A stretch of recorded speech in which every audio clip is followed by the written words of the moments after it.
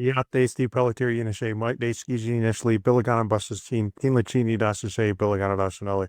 Welcome back to another episode of Res Ball, our 2025 NBA Draft Prospect Previews. This time we're looking at Michigan State guard Jase Richardson. That's right, go green. He is the son of Jason Richardson, who played for a couple different teams in the NBA, probably most well known for being on the Warriors. One of my favorite players, definitely growing up from like high school and college. But very different game from his dad. And I think the relationship to his dad, anytime there's a son of an NBA player that's going to get overshadowed, another family member is more important for Jase. So let's get into Jase Richardson right about now. Jase Richardson, born in Berkeley, California, grew up mostly in Denver, Colorado, ends up going to Bishop Gorman High School, which is in Nevada, for his first 2 years, freshman, sophomore, then transfers over to Columbus High School in Westchester, Florida. The whole thing is Christopher Columbus, Florida High School, but I'm native. You probably know how I feel about Christopher Columbus. Ugh. So at Columbus High School, he was teammates with the Boozer twins. So Caden and why ended all of a sudden having the most gigantic brain farts here. Cam Boozer, probably the number 1 overall pick next year in the 2026 NBA draft. And I think really for me, like that's kind of the genesis of Jase Richardson.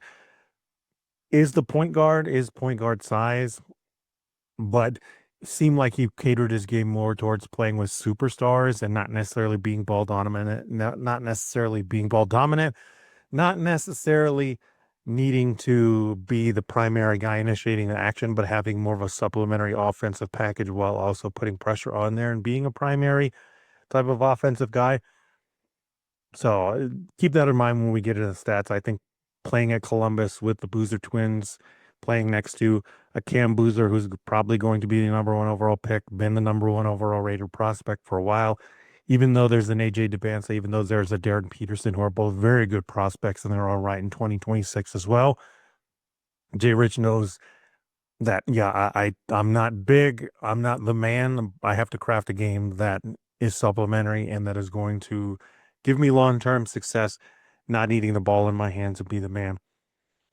As I said, Jase Richardson's dad is Jason Richardson, famous Jay Rich, dunk contest champion, fantastic athlete, wing, was like 6'6", 220. I mean, if there was no Vince Carter, I think more people would be like, oh my gosh, Jason Richardson. Also won the national title with the Michigan State Spartans in 2000. If you were a kid like me who grew up in the late 90s, early 2000s, like that Michigan State team was pretty awesome to watch. And it was cool to see Jay Rich succeed in the NBA as well. But the more important parent is Jace's mom. As we've seen with a couple different players now, and we've seen with a couple different guys in this generation, like Jaden Ivey's probably the one where it's like, yeah, like mom's is the basketball savant, and mom's is the reason the game is so great. And it's no different in this case with Jase. I'm going to cut to an article here. Again, normally I won't do this kind of stuff, but I did want to highlight this article here, which if you're watching on YouTube, it's from foxsports.com. It came out in about March. I'm quoting directly from this article, which was written by, it just says Associated Press. Let's see if they have the author at the bottom here. Larry Lage. Apologies on not knowing how to say that's Larry, Lage. And in the article, a quote here from foxsports.com. Jason Richardson takes no credit for Jase's game, dishing it to his wife for developing his son's savvy on the court. While the 14-year-old NBA veteran was winding down his career playing for Phoenix, Orlando, Philadelphia, former college basketball player Jackie Paul Richardson, which is Jase's mom, Jason Richardson's wife, started coaching Jase when he was 6. So Jase's mom, Jackie Paul, who played at University of Colorado, Colorado Springs in college, she's been coaching Jase from 6 years old all the way through high school. And again, if you ask Jason Richardson, no credit for his game. It has to do with his mom. Jase is quoted as saying, his mom, wouldn't let us shoot threes when we were younger because she wanted us to have the correct shot form, Jase Richardson recalled. No Euro steps or up and under moves until we were strong enough to do them at full speed with the proper fundamentals. My IQ in playing comes from her. IQ and playmaking comes from her because she taught me how to read the floor and look for reads. So yes, the whole like, oh, he's an NBA kid, Jason Richardson, that always kind of gets overshadowed in the process when really it's mom's Jackie Paul who put in a ton of time. Again, fantastic coach, and a lot of what comes through on the court has to do with his mom. The athletic gifts from both parents, but really, if you're going to praise the way that Jace's game has been built and the IQ and stuff, again, give his mom some credit, Jackie Paul. Go look her up, University of Colorado, Colorado Springs. And for me, I was taught the game of basketball from my mom and my aunts, really. And I think a lot of dudes like were taught from their moms, their aunts, and it's good to see more and more people now giving moms and giving aunts credit. Because when I was growing up, it was all about like who's the dad and in that role. So always want to give moms the credit because moms have the greatest and the most difficult job in the world. Shout out to my mom and my aunts for teaching me everything too. Love you all. So the other thing is Jace has a brother named Jackson who's a junior at Columbus High School now. So look out for him. He'll be entering college in 2026. So it'll be his senior year this upcoming season. Then after that, going to college, we'll see where he ends up. If he does go to Michigan State like Pops and like his brother. And his sister, Jaela, played at Metropolitan State University in Denver for 2 seasons, 3 seasons, I believe. I think it's 2 seasons, and then transferred over to Cal State East Bay Pioneers for her final 2 seasons. Very good, like guard forward as well. Had a fantastic college career. She's like 24 now, so another basketball family to where you can see the competitiveness. Mom and dad like really had a big basketball obsession, and mom's led the charge and taught everybody basic basketball fundamentals and how to do things right. How did that all translate into this season at Michigan State, though? 12.1 points per game for Jase Richardson, 3.3 rebounds per game, 1.9 assists, 0.8 steals per game, 0.3 blocks per game, and 0.8 turnovers per game. Shooting splits for Jase were 54.5% from 2-point range, 41.2% from 3-point range, and then 83.6% from the free throw line. Just missed out on the 50-40-90 split, but still 50, 40, 83, fantastic split. I will say this again and again. Anytime you're over 80% from the free throw line, over 40% from the 3-point line, that means you have really solid mechanics and buy into this person as a shooter. The stats are not going to be as gaudy. And again, if you listen to this or you just look up Jace's stats, you're like 12 points, like didn't take a ton of threes. The whole total shots are 292 total shots, 114 from three, 178 from two. It's like, yeah, and all this is solid. And then you do couple that in with the size, which I think is the number one. I don't even want to call it like weakness or number one area of concern because it's his size. He can't help what his size is. At the combine, measured at 6 feet and a half inches without shoes, 178.4 pounds with a 6'6" wingspan. So if you're somebody that does believe like, oh, small guards can't succeed in the NBA, I don't want small guards, which is a take a lot of people share both in professional NBA scouting circles, in the online draft space, and just amongst other people. Shout out to Scott in the Slack chat. He's been saying this for like 5 years now of like only draft people that are like 6'5" and over, which I get. I definitely get that always because in basketball, it's hard to overcome size. There are very few guys 6 feet and under historically that not only make it in the NBA, but end up making a gigantic impact. There ain't exactly a ton of Chris Pauls. Even in the backup roles, there ain't exactly like 4 or 5 Ish Smiths throughout NBA history where it's like, yes, they are absolutely great playmakers. Yes, they don't get you killed on defense. Because most times when you're that size, you have to have a couple things that will clearly indicate you can overcome the size limitations, which number one for Jace, he does have with a plus 6 inch wingspan. It's been a while in the guys that we've looked at before this who have had a plus 6 wingspan, right? There are very few guys like that. So yes, he's 6 feet tall. So you're looking at 6'1", 6'2" in shoes, 178 pounds. That's not bad because a lot of us thought that he was going to be 170 pounds or under. And then the 6'6" wingspan. The 6'6" wingspan says, okay, yes, if he has the strength, this is somebody that can guard the point guard position because athletically, it's clear he's not going to get shook if he's focused. And number two, if he can guard up, 6'6" is more than adequate to guard the shooting guard position.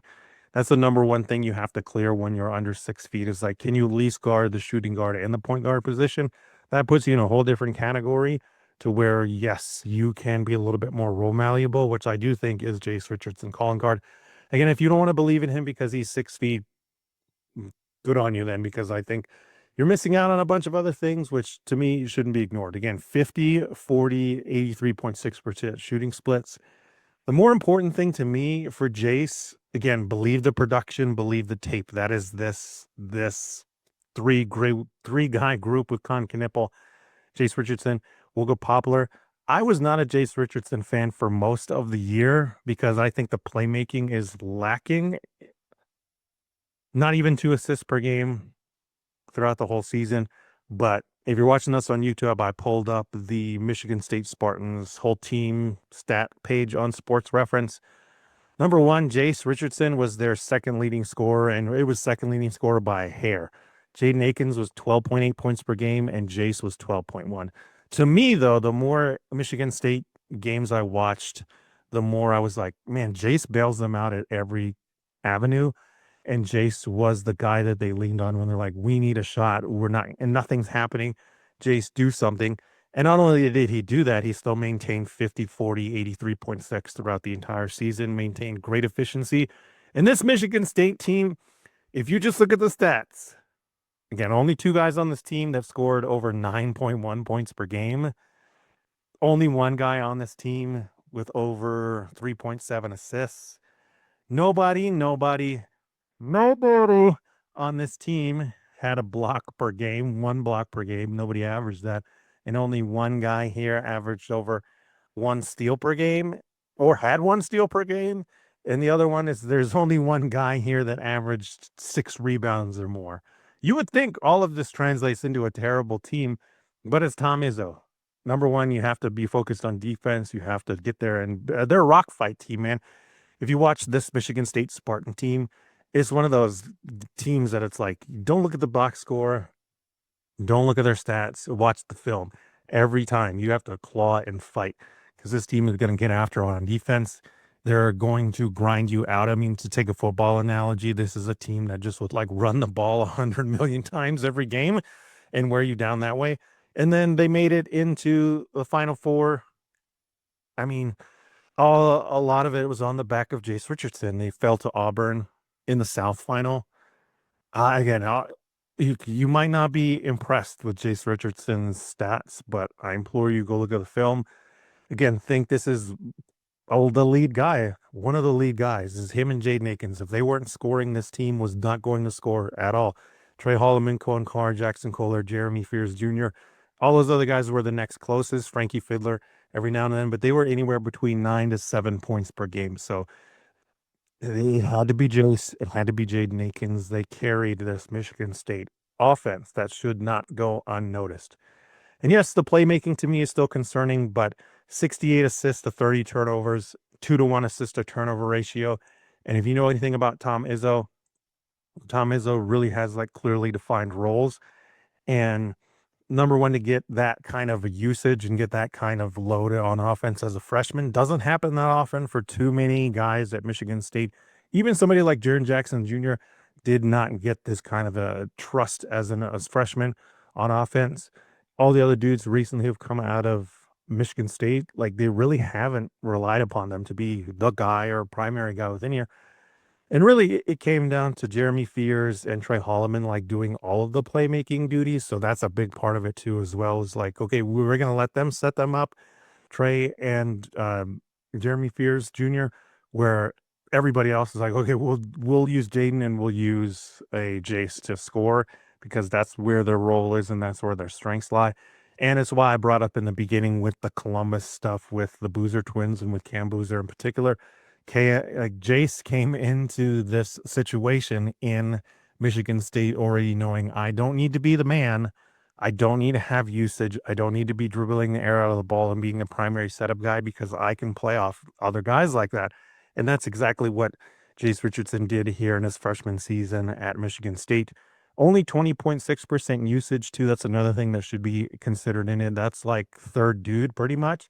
but a lot of off ball things. Sure, he did do some things on ball.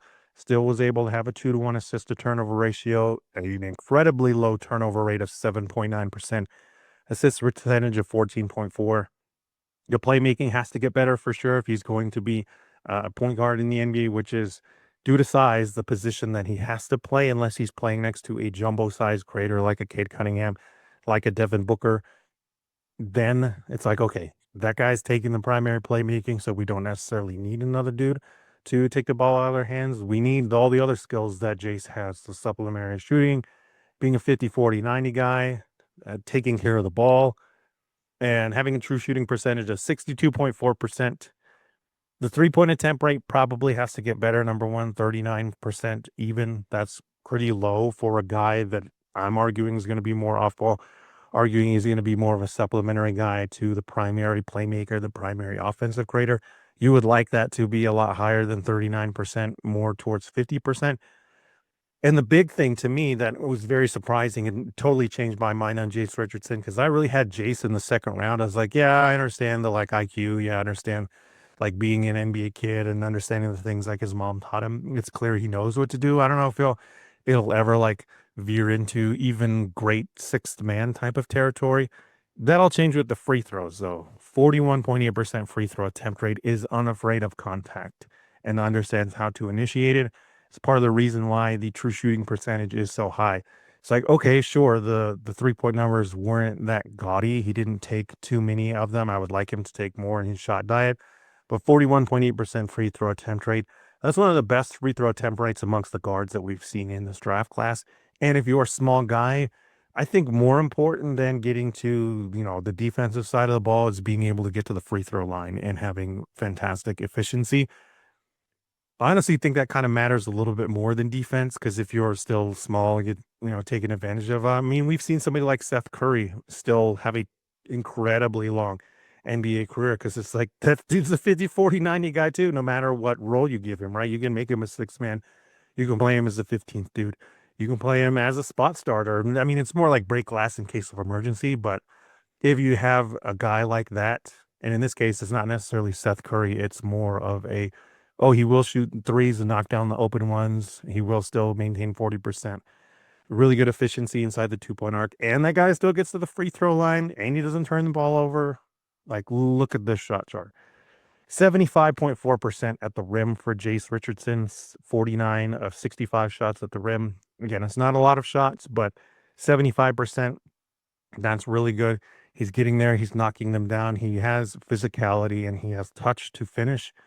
I don't think he can always get there. And oh boy, I'm sorry, all you Sparty fans. I know I'm a Michigan alum, but I really love Tom Izzo and always what he does. I think his offense is conservative at times. So that is part of the reason why, with a lot of Michigan State guys, you're not going to see gaudy offensive numbers so often. And for this offense in particular, I just showed you what was happening. Nobody's scoring. It was Jaden Akins and Jase Richardson. So driving into a crowded paint, driving into a crowded 2-point area, but he still maintained very good efficiency. Remember, 62.4%. Sure, a lot of that is knocking down that 83.6% from the free throw line, but it is getting to the rim at least 65 times and being almost automatic there, 75.4%. It's also getting into the paint 79 times and knocking down 43% there, 34 of 79. Fantastic runner floater game here. Fantastic craft and touch to be able to finish over 43 or finish 43% in the paint, 75% at the rim. Again, both of those scream, I know what to do when I get inside here. And then 34 shots in the mid-range. This might be a swing skill in the NBA that makes Jase like an elite type of six-man. He didn't take too many shots in the mid-range. Only 9 from left baseline, 6 from right baseline, 12 from right elbow, 7 from left elbow. And again, overall in the mid-range, it's 34 shots. So it's such a small part of his offense. And as I've said with so many guys, and I'll say in the future in this NBA now, a lot of teams want you to eliminate that shot if you're not already elite at it. So kudos to the young man for understanding, okay, this is how the NBA game is built. And going back to playing with Cam Boozer and his brother, the Boozer twins there, it's like that probably helped him out, and where he got a lot of feedback from his mom and from NBA people already of like, all right, man, you're playing with these dudes. Don't shoot nothing in the mid range because that ain't going to help you out. And it's not going to show the NBA that, yes, this is a supplementary dude that will play with other people. And he's not going to be a ball hog. He's not going to be inefficient. 31 shots from the corner. Break it down in the zones. 12 of 23 from right corner. 52.2%, 4 of 8 from left corner. So not a lot, but with everything else, the free throw percentage, shooting 37.8% on above the break threes. I believe if somebody wants Jase to be a corner 3-point shooter, he's going to be really good in that role as well. 31 of 82 on above the break threes. Like I said, 37.8%. Break those down into the different zones there above the break. The one concerning part is 4 of 16 from left wing, 25% rough. Top of the key, 7 of 19, 36.8%. And then the shot he took the most by far is from the right wing, 20 of 47, 42.6%. I mean, sure, that left wing is concerning, but I think this more has to do with how the post play and how the guys kicking it out to a Jase and off ball stuff. And there's nobody really taking pressure off of him at the rim. There's nobody generating rim pressure like at all here. And a lot of dudes were just kicking it out to Jase over there on the right side. Another guy that you have to take into account, like how many grenades is he catching? How many shots does he have to take with, hands in his face, being double teamed and whatnot? So the 25% from the left side, I take that more as like who's ever driving right couldn't really kick it out to him.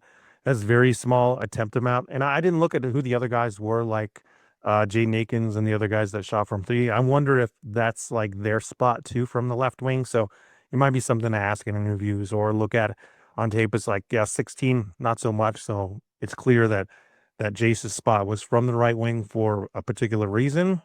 And it's very good that he knocked it down at an elite rate, 42.6%.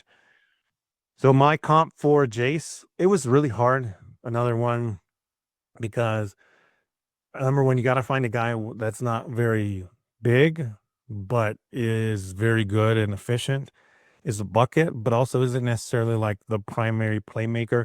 If you're out there and you want to argue for Jase being a point guard who's going to get better and being somebody you can give the ball to and create, I'm not going to stand in your way, but it's something to me of like when you have a player like this, again, point guards are born, they're not made. I haven't seen Jase really be that kind of a guy from high school to here, but I do believe in the offense of creating both from three at the rim, getting free throw pressure on there, and being a good enough passer and being more somebody that plays off of primary guys. And he can't really be a primary guy even in the second unit. I came down to Trey Mann. And then Trey Mann's another guy that I was really kind of out on, and I was wondering why OKC even took him. And when he went to Charlotte, I was like, all right, I guess that's the end of Trey Mann here. But took his time. Another guy who's just a mega scorer that you can tell can play on the ball, can play off the ball, whose main thing is just being a microwave scorer, and eventually turned into a better playmaker. Had better playmaking numbers this year, ended up being injured like a lot of the guys on Charlotte this year, but somebody that now is clearly have even like Nick Smith or people that have been drafted higher above him and is always a threat to get that pressure on in the second unit. Defensively limited as well. I think Trey Mann is taller. I don't know if he necessarily has the same wingspan as Jase, but you can envision Jase being that kind of a microwave scorer in the second unit. Can play on the ball, off the ball. You know he's going to knock down threes and also be able to generate pressure at the rim. Playmaking may or may not be there, but you can play him off of other primary guys, and he's always going to be able to play with your superstars and be super efficient. So Trey Mann is my comp for Jase Richardson. Some things to look at online on YouTube. No Ceilings has a bunch of great stuff. They had a great NBA draft quick hit scouting report about 4 minutes, 58 seconds. They were put out a month ago about Jase Richardson. Hoop Intellect put his scouting report out today on June 13th, 2025, about 2 hours ago from when I'm posting. So definitely look at Keandre's Hoop Intellect, aka Keandre's Jase Richardson scouting report. And then Cash Iggy has a bunch of great Jase Richardson tape there. Go take a look at all of that stuff there as well. And finally, Derek Parker has a heat check, about 11 minutes, 47 seconds film on Jase Richardson.